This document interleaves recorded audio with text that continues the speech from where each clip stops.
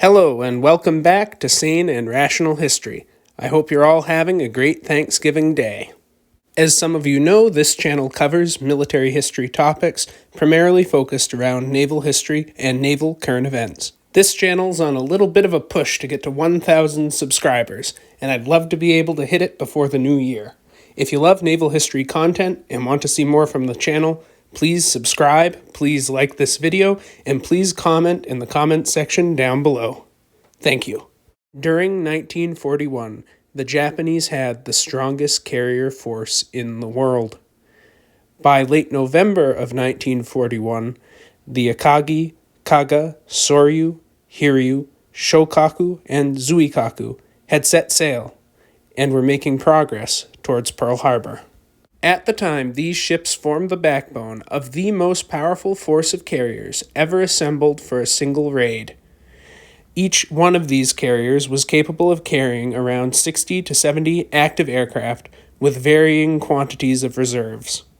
In 1941, the Japanese had one of the best fighters in the world, the A6M2 Mitsubishi Zero. It had a maximum speed of around 330 miles per hour, an extremely impressive range of over 1,000 miles, and almost unmatched aerial maneuverability, and an impressive rate of climb at about 15.7 meters per second. The Zero's primary competitor at sea was the F-4F Wildcat, but the P-40 and F-2A Buffalo made up the bulk of the fighters at Pearl Harbor.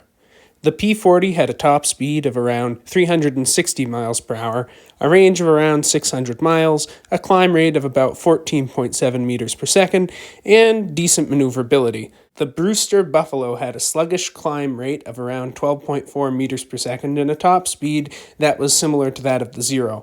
The Buffalo had around an 800-mile range, but overall it was somewhat of an antiquated design compared to the P-40 or the Zero.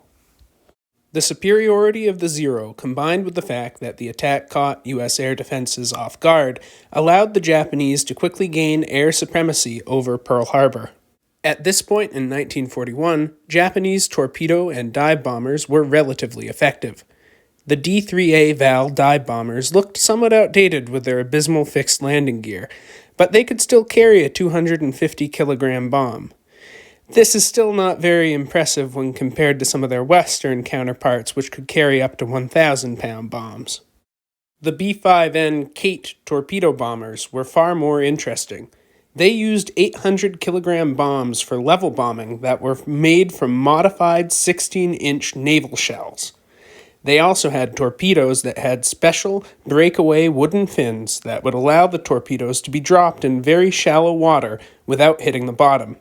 These torpedoes and heavy bombs were responsible for most of the heavy damage at Pearl Harbor. The victory at Pearl Harbor marked a high point for the Japanese in the war. They had managed to use their impressive air power to deliver what they probably thought was a knockout blow to the U.S. surface fleet. There's only one problem. It wasn't that much of a decisive victory. Many important installations at Pearl Harbor remained intact, such as the oil tanks, and the U.S. only suffered two truly permanent battleship losses, the Arizona and the Oklahoma. In other words, if a battleship did not capsize like the Oklahoma or detonate like the Arizona, it was going to be coming back. And it would be coming back on steroids. And for the Japanese, it's kind of all downhill from here. With certain developments in naval aviation, knocking out an enemy's big-gunned battleships became less important than knocking out their fleet carriers. And there wasn't a single U.S. fleet carrier at Pearl Harbor, except kind of the Enterprise near the end of the engagement. The only thing that Pearl Harbor accomplished was making the United States rely on its fleet carriers for its striking power. I can run wild for 6 months, but after that, I have no expectation of success. These words are commonly attributed to Admiral Isoroku Yamamoto. Admiral Yamamoto likely knew that facing off against the United States in a prolonged war would be absolutely catastrophic to the Japanese Navy. Things would start to go downhill for the Japanese in 1942. First with the Battle of the Coral Sea, where the Japanese lost a light carrier while sinking the U.S. fleet carrier Lexington. The Japanese likely lost around 90 aircraft in the battle, most with their pilots. These were losses that they could not afford. This battle also caused significant damage to the Shokaku and depleted a sizable portion of the Zuikaku's air wing, which caused both of these carriers to be unavailable for a large portion of 1942. In June of 1942, the Japanese Navy would suffer an even greater loss. At the Battle of Midway, the Japanese lost the carriers Akagi, Kaga, Soryu, and Hiryu, as well as all 248 carrier aircraft. By this point in the war, it was becoming clear that something was not going well with Japanese damage control tactics. The Japanese damage control philosophy revolved around having more specialized damage control teams. The damage control on U.S. ships was largely decentralized, with all crewmen being trained in how to conduct damage control to at least some extent. At Midway, this allowed U.S. carriers to take more hits, to the point where the Japanese thought that they had destroyed a couple of U.S. carriers, when, in actuality, they were just hitting the Yorktown over and over again. The Japanese wouldn't sink Yorktown with carrier aircraft either. It was actually a submarine's torpedo that finished her off as she was limping back to base under tow. It was at this point in the war, after Midway, where the Japanese could not adequately replace their losses of aircraft or pilots. And the Zeros, that were very impressive early on in the war, were starting to be countered by creative Allied tactics like the Thatch Weave. Throughout the naval battles of 1942, the United States Navy relied on the F-4F Wildcat. The F-4F Wildcat and the Mitsubishi Zero both had a similar top speed, though the Zero outclassed the Wildcat in terms of turn rate and climb rate.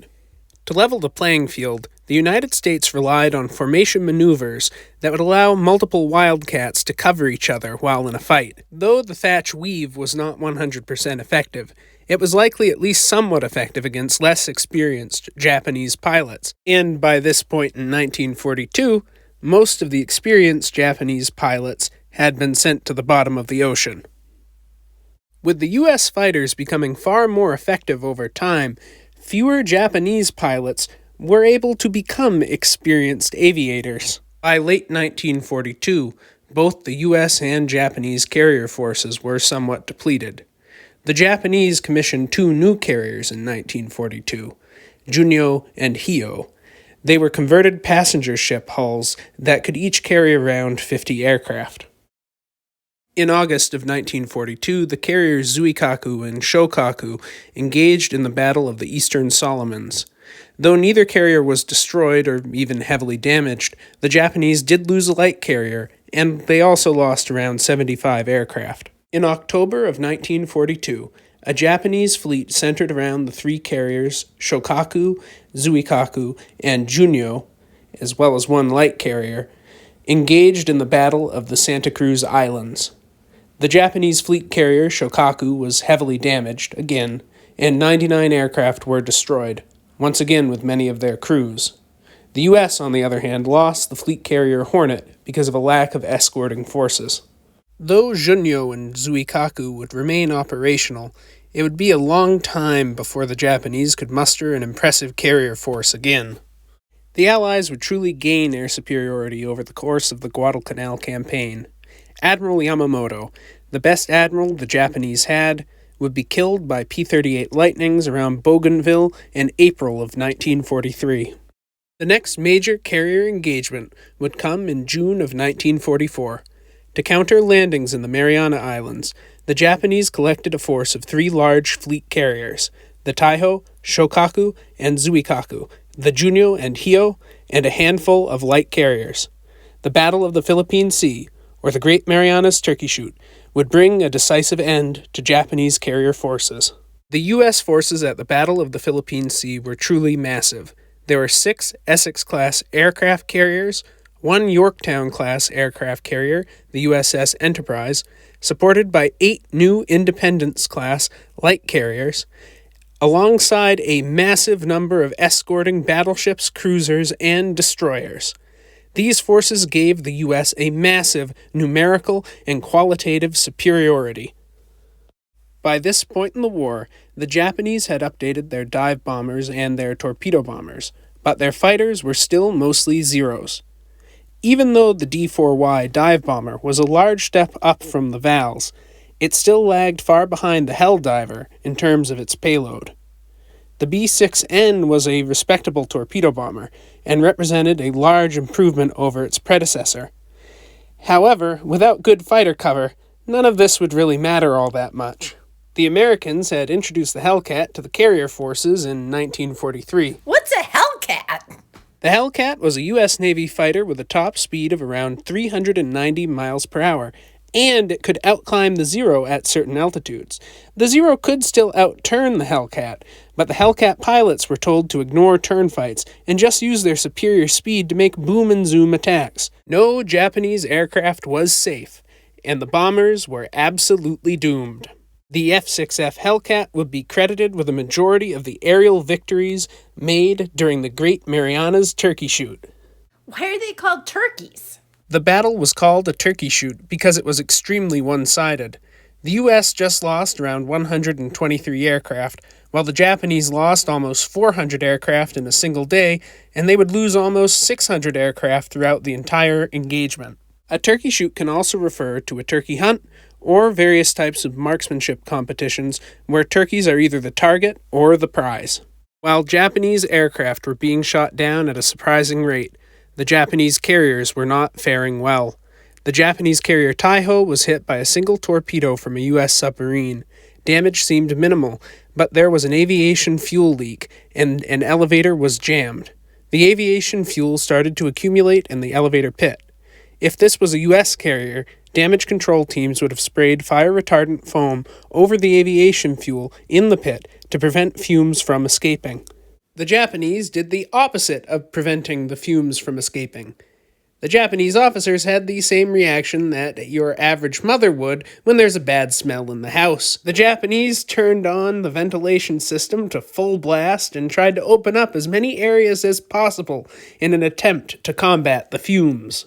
Well, yeah, airing out's always a good idea. Though airing out can be great for a number of things, the process of airing out an aircraft carrier like the Taiho involved opening hatches and doors which probably should have remained closed.